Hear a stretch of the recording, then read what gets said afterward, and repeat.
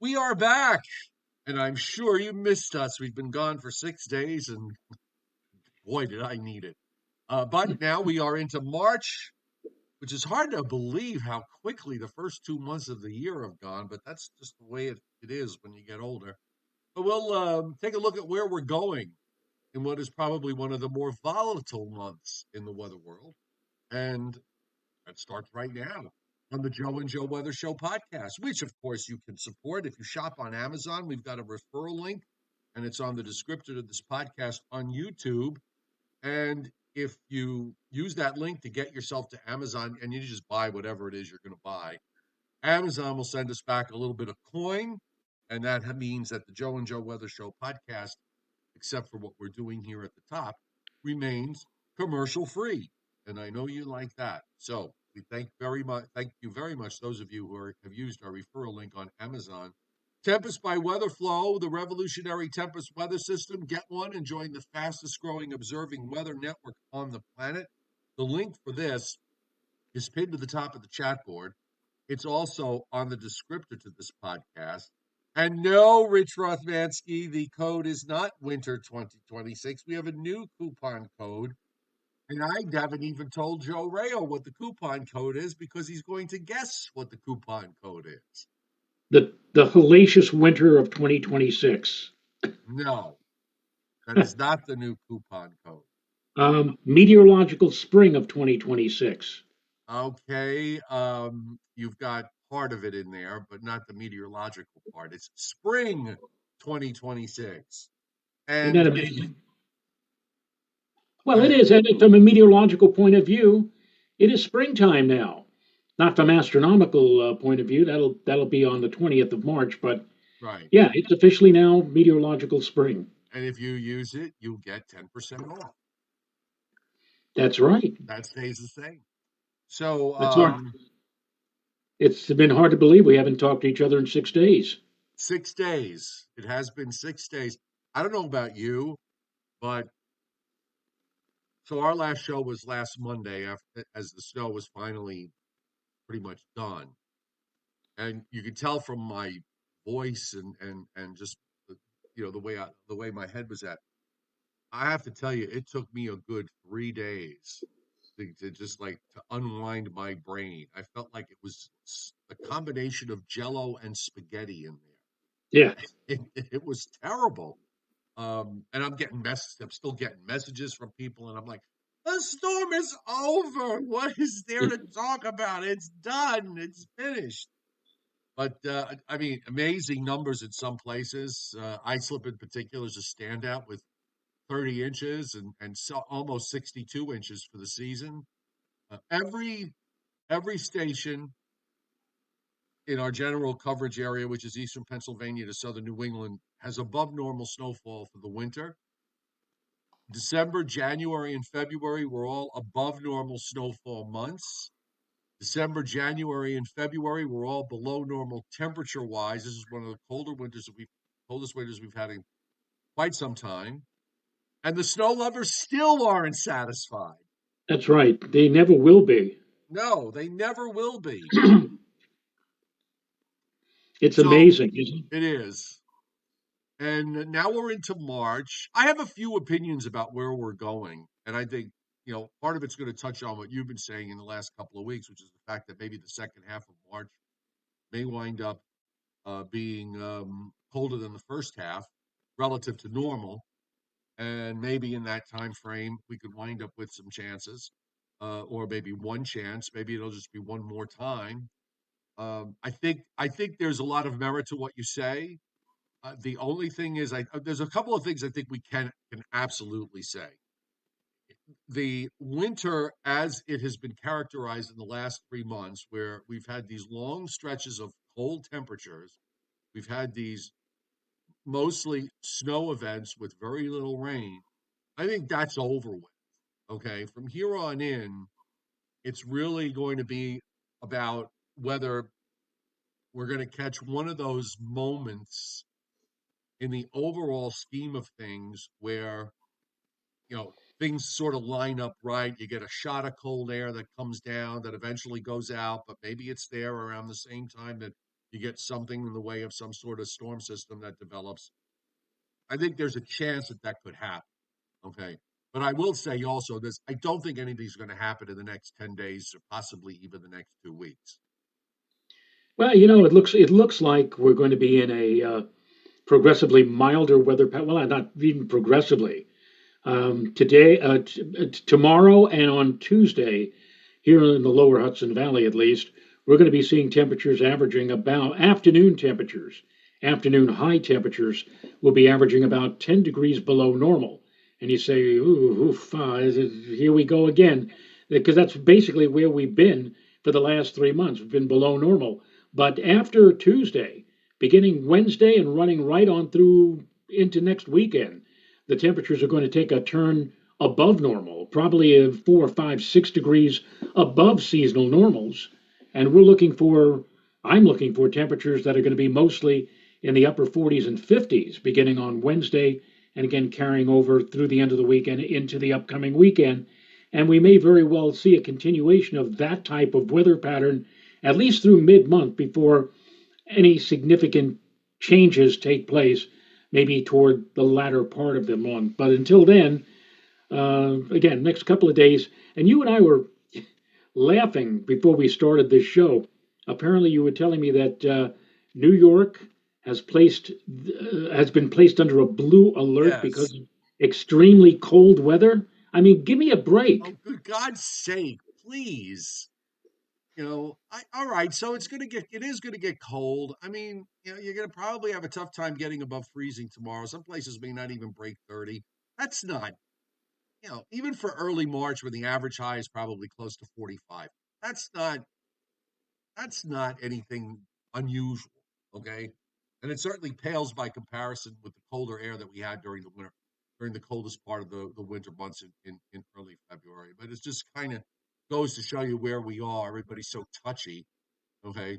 Apparently, if the thermostat in the atmosphere is not set to the right temperature, people go off the deep end.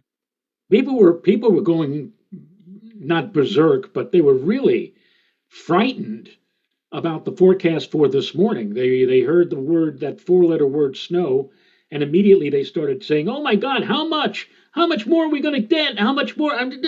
Please don't." And what did we get? Hours of wet snow, Yeah. didn't accumulate to any significant degree, was over with by like 9 or 10 o'clock in the morning. And in the afternoon, the sun came out, the temperature went up and got up to, at least locally here, we got to around 40, 42 degrees. It was Yeah. a lovely afternoon. I think everybody was a little gun shy, not just from after the blizzard, of course, but last Thursday when we had that cold front come through, and it was basically an inch or so, but there were parts of Long Island and Connecticut that got 2 to 3 inches out of that.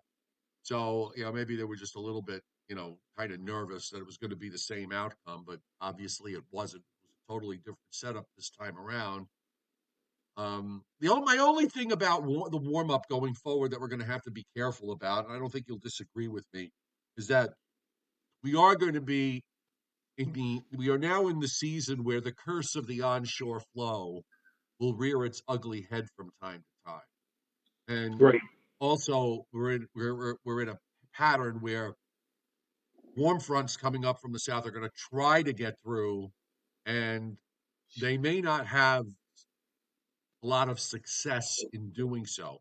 Some areas, yeah, maybe as you go south, but the further north you go, the tougher the struggle for that warmer air to try to come up and take the wind from being off the ocean to more south or southwest is going to be a fight. And if you're on the other side of that, if you're going to be on the northern side of that warm front, you're not going to you're not going to be happy with raw cold conditions with a wind off a 38-degree ocean. Yeah, I would agree with Rich Rafmansky on the chat, but he said springtime in New York City stinks. Oh, it And does. No, and I've said that for years. I hate it. Springtime in the Northeast is the worst time of year. It really is. Everybody, it's sort of like everybody has this sort of Dickens view, if you want to use Dickens, because Charles Dickens with winter, white Christmases, and so on, and they really don't happen very often.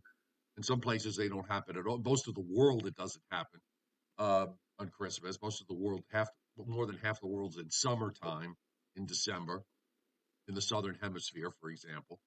But somehow that spring is this, this wonderful season where it just calmly gets a couple of degrees warmer every few days, and you just sort of make progress, and the sun shines, and the flowers bloom, and all this.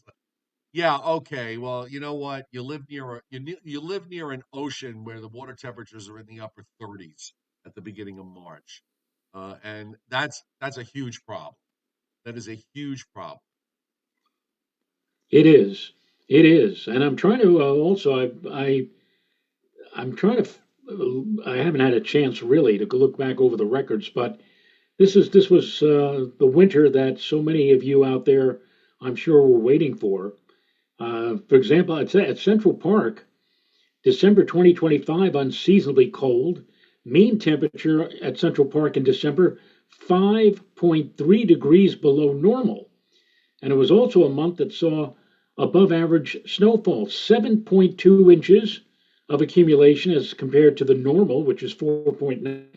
Then we moved into January, and you figured, well, that was the December was great, but now we're gonna warm up and see the snows stop. No, not necessarily. 2026 January was colder than normal as well. Temperature, Joe, 30.4 degrees, which was 3.3 degrees below the norm. And so far as the snow was concerned, in a normal January, Central Park would get 8.8 inches of snow. But this year we beat that with a total accumulation of 13.9 inches. Then finally, for the month of February, last month of meteorological winter, we continued our run of below normal temperatures. At one point, mid month of February, thanks to that extremely, now, Joe was just alluding to this a few moments ago, the extreme cold we had early in February, where we were having trouble during the day getting above 10 degrees, and at night it was near or below zero in many localities. So at one point in February, we were like 11 degrees below normal. We did have some warmer days, and so as a result, the mean temperature for February was 31.3, which still ended up being 4.6 degrees below normal. And in case you haven't already guessed, thanks to last week's blizzard, New York City saw almost double its typical February snowfall. Normally 12.2 inches fall in February, but this year the amount was 22.3 inches. So overall, if you want to look at all 3 months, December, January, and February, here's something you don't see very often. I mean, in other winters, you usually get one or maybe even two of the 3 months below normal. Then you get a warm month to try to balance it out. This year, this winter, all 3 months were below normal. Overall, it was 4.4 degrees colder than normal. And in terms of snow, 19.6 inches snowier than normal. So far, Joe, 43.4 inches of snow has fallen compared to 26.7 inches that usually accumulates by the start of March. And it ain't over yet. As Yogi Berra says, it ain't over till it's over. And who's to say that winter may try to make a last big comeback, if not in late March, maybe in April. And we have seen some crazy weather in April, especially in 1982, where we had a blizzard as late as April the 6th. So I hope all of you who have been upset about the last 4 or 5 winters with the lack of snow or the lack of mild weather, although last year was a cold winter, but we didn't have much in the way of snow. I hope you're finally satisfied. I hope you're finally happy because you got 3 months of below normal temperatures, 3 months of above normal snowfall, and it's been the most winter like winter around here in, Lord, quite a number of years, maybe a decade. Again, I haven't had a chance to look up the records and try to match up what we went through this year as Well, opposed to other winters. can you just for laughs, if you can find it, see if you can find CPC's winter forecast because Dave Tyler has just sent this map to me. Thank you, David. Um, and I have it. I had it up on the screen while you were talking toward the end. This is how it turned out for December through February. 25, 26, temperature ranking, and the stats go back all the way to 1895, 96. So that's a pretty good data set. And if you were east of the Mississippi, pretty much the Mississippi River kind of defined it, the midpoint. If you were east of the Mississippi, you were below normal. If you were in the coastal plain from eastern North Carolina up to southeastern New York and Long Island and southern New England, um, it looks like if I'm seeing the colors correctly, that this winter ranked inside the top 25 coolest. I don't see any darker blues that indicate it would be in the top 10 coolest. I'm sure there's probably a locality here and there that has a smaller data set that might be indeed be the case. But they're using, I guess, stations that have data sets that go out at least 130 years and 131 years. So that's how they ranked it. Meanwhile, if you look in the West, that really dark red area is all those places had their warmest winters on record, and that included much of the eastern half of almost all of the eastern half of Colorado, western Nebraska, western Kansas, northwest Texas, half of New Mexico, just about all of Arizona, Southern California, Utah, Wyoming, up into Montana, and the top 10 warmest are in that red area, and you can see from that that those also it's always in the west. And did you happen to find CPC's winter forecast? Yes, I did.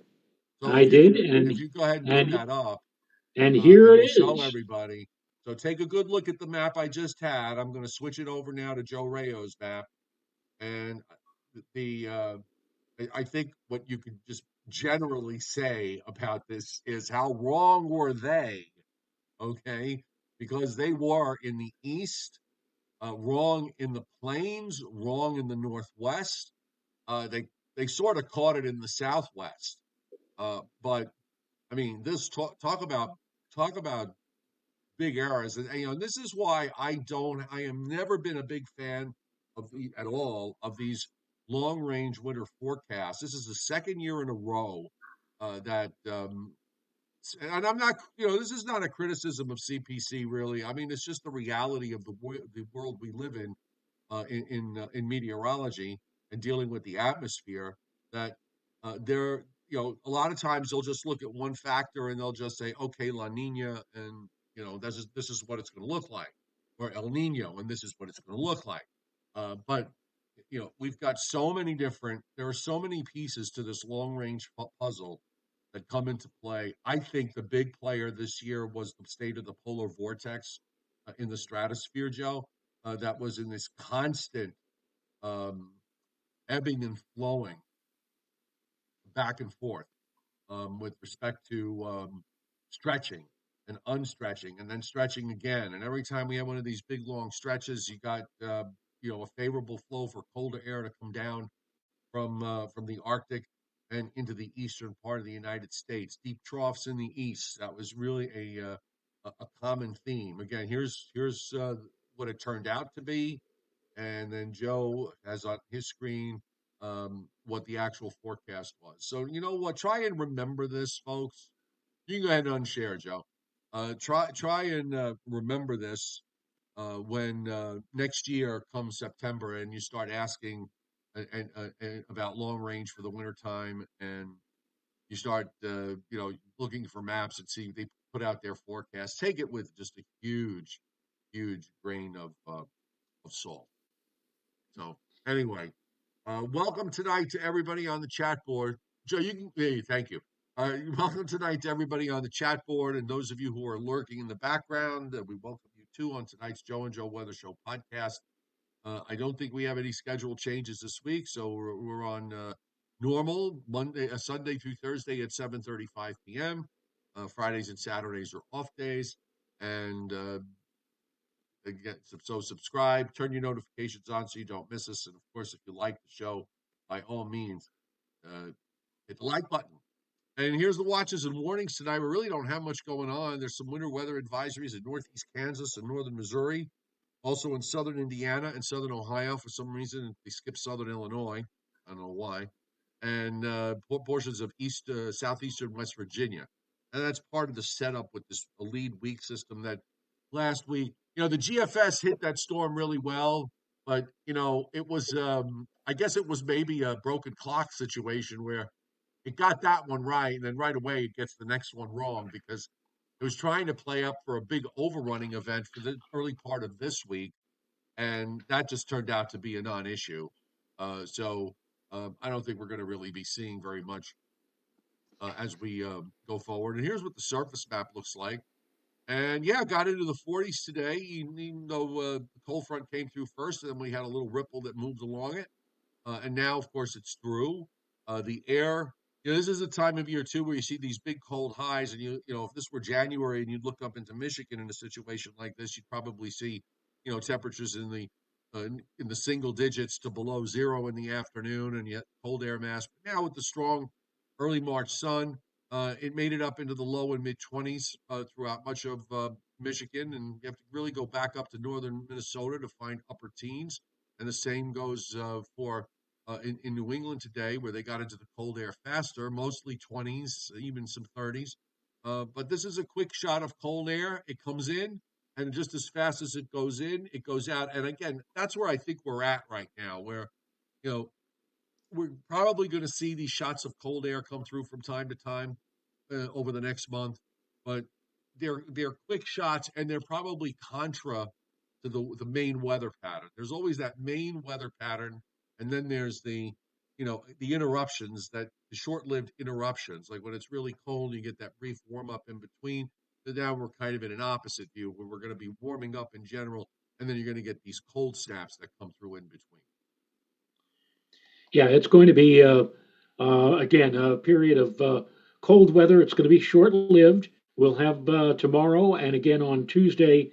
Temperatures will be below normal, but then a very quick flip to a milder weather pattern come midweek and lasting through the end of the week and into the upcoming weekend. So, and maybe even beyond. So, um, all of you who have been complaining about, you know, up where I am, for example, there's still quite a bit of snow on the ground and on the roofs of homes. That's going to go bye bye very quickly, especially by later in the week as the temperatures gradually rise. And let's also point out, I know this may annoy Joe a little bit, but and I'm not talking about it in terms of an impending precipitation event, but just very simply, we're now moving toward, you know, well past the winter solstice. We're more than 2 months past the winter solstice, and the sun, I don't know how many of you have noticed, is noticeably higher in the sky now than it was about a month ago. And so any snow that we do get in the aftermath, you'll get a little helping hand from Mother Nature because uh, that higher sun angle helps to melt off the snow a lot quicker as Yeah. opposed to back, 4, 5, 6 weeks ago. So Yeah, no, there you go. we're in March now, and that's understood. Even after the storm ended on Monday, well, a lot of areas lost their snowpack relative, not all their snowpack clearly, but you went from 30 inches or 20 to 30 inches. Probably got that at the very least cut in half in most places. I've got on the surface map. I just wanted to show you today for me here in North Georgia. Made it up into the low and mid 70s today. I don't even know exactly what my high is. Let me check on my Tempest weather station, which I have. I know that was a shameless self promotion for our sponsor, but you know what? This is the world I live in. Our high today here in North Georgia, where I am, is 70.2, Joe. 70.2. The low this morning was 33.3. I do like that. We get these really cool mornings up here in the mountains. And then in the springtime, especially, you'll be down in the low 30s in the morning and you'll be up in the mid 70s in the afternoon. It does feel good when you go outside. And it was mostly 70s and low 80s, even middle 80s, even upper 80s to near 90 in parts of South Texas. I think they had some 100-degree readings over the last day or so in parts of the interior area of South Texas. Warm in the west, as has been the case for the most part. A little bit closer to normal at the moment as you move up into the Pacific Northwest. And here's a satellite loop tonight. weather systems coming in off the Pacific and moving from west to east. I mean, that really is the story here. Much of the U.S. is being enveloped by Pacific air, and that is going to be the story all week long. That's a pretty huge high pressure system that is building in. And normally, when you got a high that big, it maintains itself over a course of more than a few days. But it's going to go in, it's going to come in, and it's going to end up being almost directly overhead by late tomorrow and tomorrow evening. And then just as quickly, it'll start moving offshore and allowing for. But basically, it looks like to me, Joe, is people talk about warm front or a frontal line or whatever like that. It looks more like an inverted trough, if you will, poking in high as it advances offshore and developing some cloudiness as we move into the late night hours tomorrow night, and eventually from those clouds we will see precipitation on Tuesday. Probably it'll start off as snow or maybe snow mixed with sleet and ice, but that's not going to be maintained thanks to the fact that the high is moving offshore. We're going to get into a onshore flow, southeasterly or southerly winds, which will carry the temperatures upward by later in the day on Tuesday. Change that precipitation, however frozen it may be, to just plain rain by late Tuesday and Tuesday night. And it looks like that rain will persist into early Wednesday before it ends. And then again, this looks like an unsettled week. We'll have another couple of more disturbances move on through, bringing more rainy, not snowy, but rainy weather here for Thursday and again on Friday as well. No, that's actually one upside in this pattern flip we have. We're going to have more rain chances. Much of the country is going to wind up getting more rain chances, which I think is a good thing considering how much drought we have going on. There's the system in the middle of the country that's moving east. It's probably going to shift southeastward into West Virginia and Virginia, and with a shrinking area of frozen precipitation on the northern flank. I don't see it being a big problem in most places. We also have some showery rains coming into the west and some mountain snows, as you see on the radar here in northern California into Oregon, Idaho, northern Nevada, and that's another weather system that follows. Precipitation, I mean, mostly this is just going to be the vast majority of it is rain, except maybe as you move up into northern New England or on the northern flank here. But we're looking at about a half inch to 3/4 of an inch for the next 7 days. A little bit more in central New York, an inch and a half plus. And then you get from western Pennsylvania west to Missouri and south to northeast Texas. We're looking at a fairly large area of 1.5 to 2.5 or 3 inches. And there's going to be some thunderstorms, some severe weather to deal with. And in the Pacific Northwest, we're also seeing areas of heavy rain and heavy mountain snows as energy goes in there. March is a severe weather month, and the Storm Prediction Center has actually 2 days in the long range. In the short range, Tuesday into Wednesday, a small area of marginal risk in southeast Kansas. And then we go to on the long range, day 4, we're looking at an area of implied slight risk, northeast Texas into eastern Oklahoma and western Arkansas. That's Wednesday into Thursday. And then we'll jump to day 6. That's Friday into Saturday. We have another area from the north central Texas, northeastward into eastern Oklahoma and up through Missouri, where we have an implied 15% or a slight risk for severe thunderstorms. I'm just going to bring up really quick and then just take a look at what's going on short range. I want to just bring up the stratosphere, okay, the 10 millibar, and here we are with a split polar vortex. The polar vortex is splitting, one center coming into the United States, the other one going up into central Siberia, and then it just completely splits away, and you've got two of them by the time we get to Thursday. The two of them, one up in Siberia, the other one dropping southward into Hudson Bay. Again, this is up in the stratosphere with a big upper high over the poles.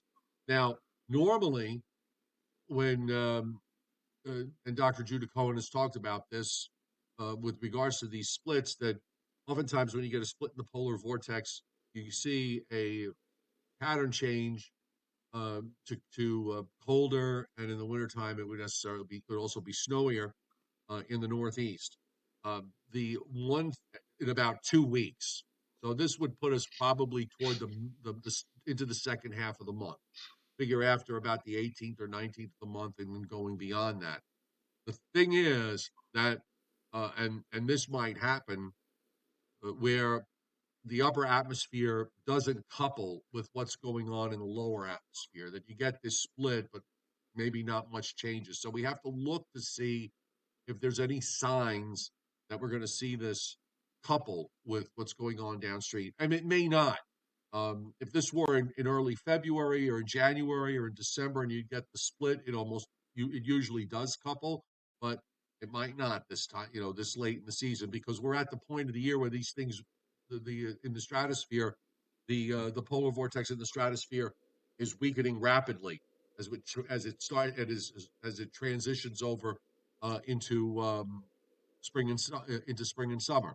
So something to look at over the next couple of weeks if we're going to have something pop up in the second half of the month. Um, that may be a way it happens. The other thing I would say we should look at is, we'll be watching to see what the Madden-Julian oscillation does, and there's a lot of different forecasts from the different models. Some of them have us going into warm phases. Others have us all going into the neutral zone and staying in the neutral zone for the next several weeks. There were some runs yesterday or the day before that wanted to bring them the Madden-Julian oscillation. You see the date curve here in red and blue from the 1st of March. We're in that neutral zone right now. This is on the GFS. It wants to take us out into a warm phase 6, by the time we get to the 8th or 9th. But then you look at the European, it has a slightly different view.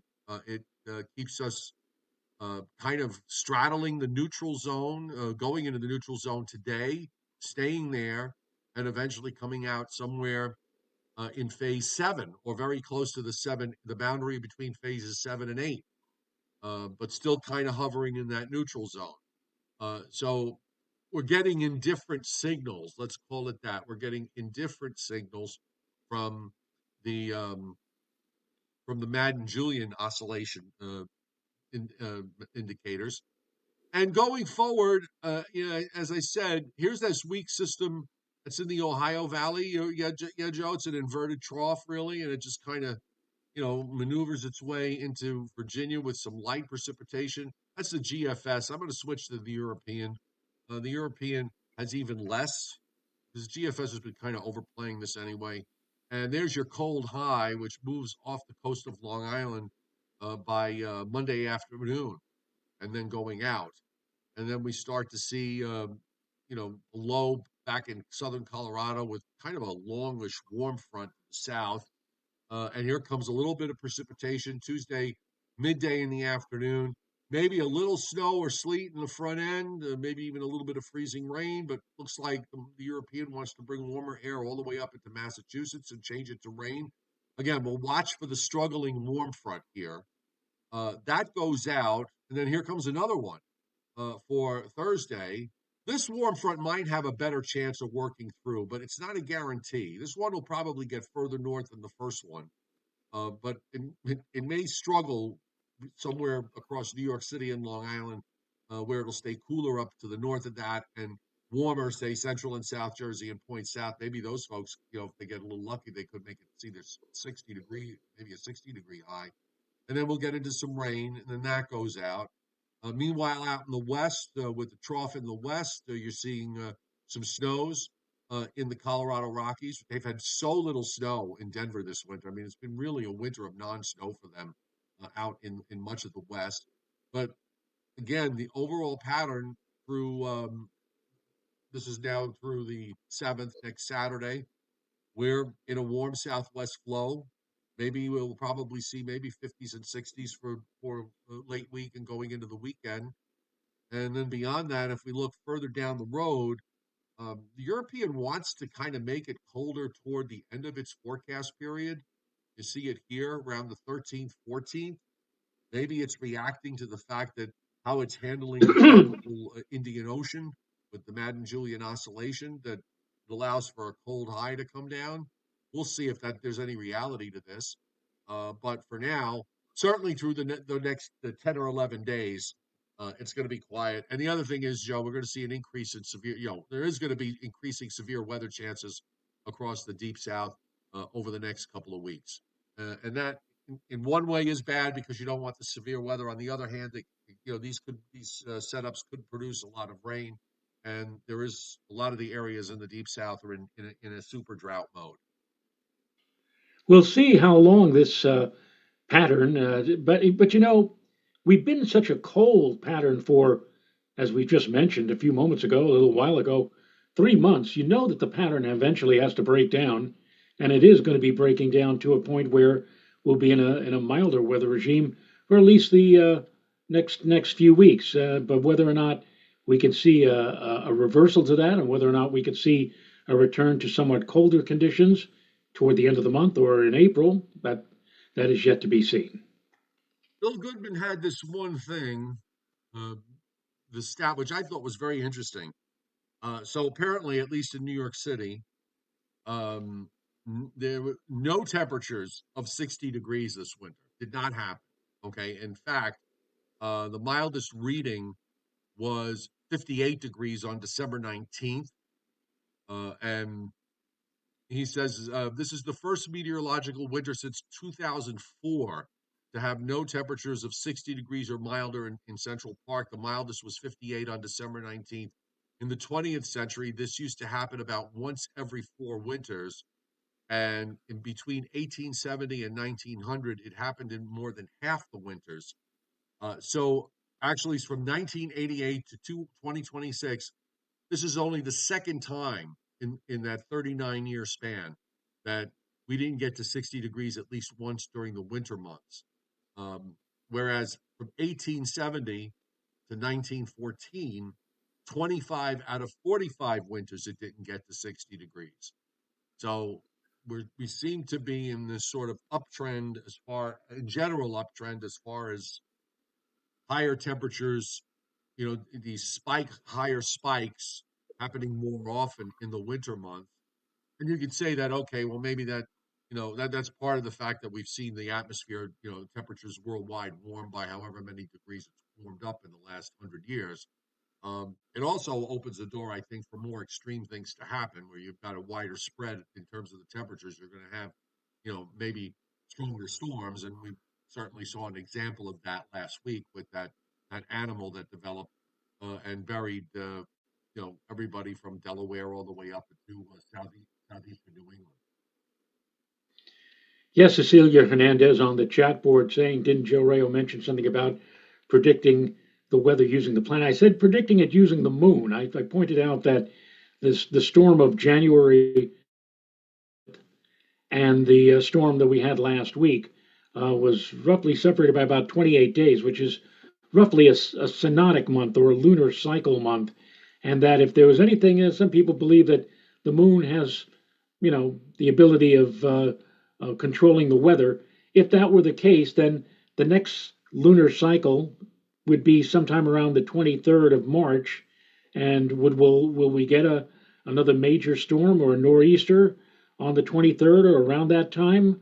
We'll see. After a long, quiet stretch of weather, perhaps, maybe it'll be time by then for nature to break down and say, okay, quiet period is over, winterlude is over. We're going to have another major storm, but we'll see if that does come to pass. That's something I just threw out out of a curiosity, more than anything else, that the two storms were separated by approximately one lunar cycle or one synodic month. And speaking of the Briller moon, Jeopardy time. speaking of the moon, we have a total eclipse of the moon that's coming up early before sunrise and moonset on Tuesday morning. And the big question is up here, will we have a chance at seeing it? It seems to me that after a beautiful clear start to the night tomorrow night, we're going to get into some cloud cover, unfortunately, after midnight. Will the clouds be low and thick, or will they be high and thin? If they're high and thin, we may still have a chance of seeing at least some of the eclipse through the thin cloud cover, before the clouds thicken up and bring in precipitation on Tuesday. So we'll have to see. The models have been suggesting that unfortunately the clouds are going to be rolling in just about the time when the moon is going to be entering the Earth's shadow, just before 5 a.m. on Tuesday morning. We may have a better idea about this come tomorrow. So we'll get more of into this on tomorrow night's show. And yes, Briller Jeopardy. Who has Briller Jeopardy? I do. Okay. I do. Okay, Scott sent this to me over the last couple of days ago. Actually, sent this to me yesterday. And thank you, Scott Briller, for doing that. Uh, okay, so here we go. It's March weather extremes in New York City. What was the highest temperature recorded in New York City in March, in the month of March? The highest temperature, Joe. I would have to say that in March, I think at least once we've got into the 90s. So I'll say 90 degrees. Nope, We've never gotten in there. never gotten to 90. Really? Never gotten to 90 degrees, Mr. Hmm. Well, but Harold Olson and Howard A. got it, and Johnny Sachs, 86. And it was on the 31st of March in 1998, Joe, that it got to 86. You know what threw me off with that? I know that Poughkeepsie. I think Poughkeepsie on that day did hit 90 degrees. Okay. I remember I was at News 12 at that time, and I just said, "Wow, this is." And the Mets that day played an extra inning game, which they won. I think it was like 6 o'clock in the evening. I think the game went like 12 or 14, and they won. It was one of the warmest opening days that the Mets have ever seen.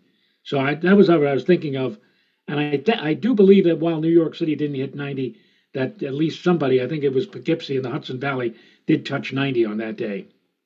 Coldest temperature ever. Well, we know that the blizzard of 1888, March 13th, March 12th, 13, 1888, we know that the temperature, I think, dipped down to something like what, 3 or 4 degrees above zero. Mm-hmm. I think that's probably the date for the time when we had the coldest temperature. And so which one are you going for, 3 or 4? I'll go for 3. And that was the wise decision. Harold Olson, Bobby Livingsworth, Frank Scalera, Patrick Darcy, Frank R, all at 3, and that is correct. But it wasn't during the blizzard of '88, so it did go down to maybe 4. I don't think it did not get to 3. Actually, the record is March 5th, 1872, when it got to 3.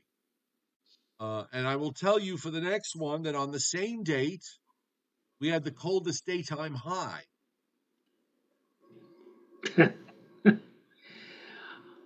I don't know. I'll take a wild guess and stay single digits. I'll say well, maybe not.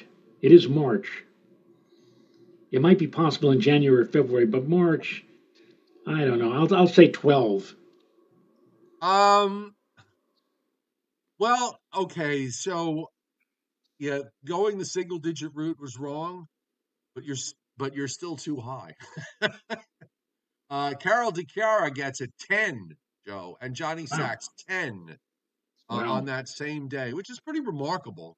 Um, yeah, and also it's never been below 0 in March, so that's kind of interesting too. What was the most snow to fall in a calendar month for March? And I will tell you, it was not 1888. Most snow for the calendar month. How Uh, many inches?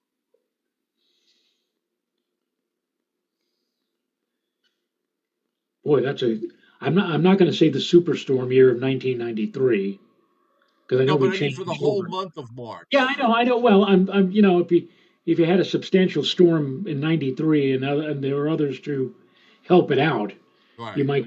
might go above the 1888 thing.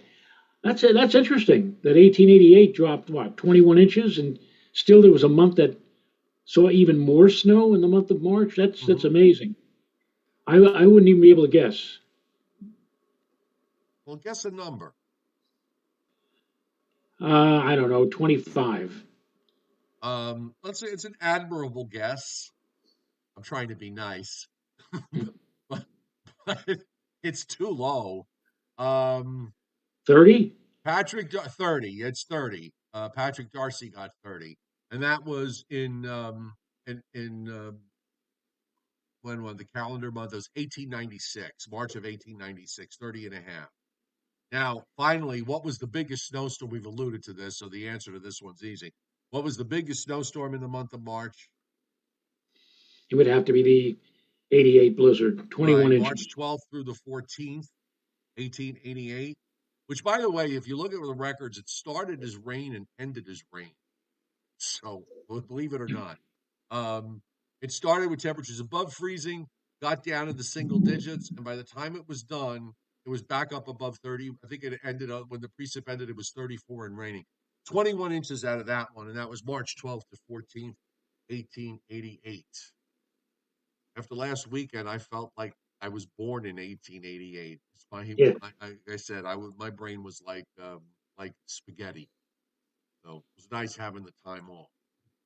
So anyway, I actually, from the standpoint of time off, I might as well alert you. The first week of April, I may be gone.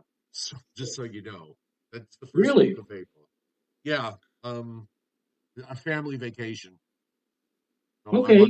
I want to spend, I want to spend as much time with my kids, and my grandkids. So that's uh, that's going to be on the schedule. So Easter Sunday and the week that follows April 5th. is going to be another Joe and Joe Weather Show off week where Reuben Fairchild will be, sitting on the edge of a 10-story building and trying to decide what to do with his life.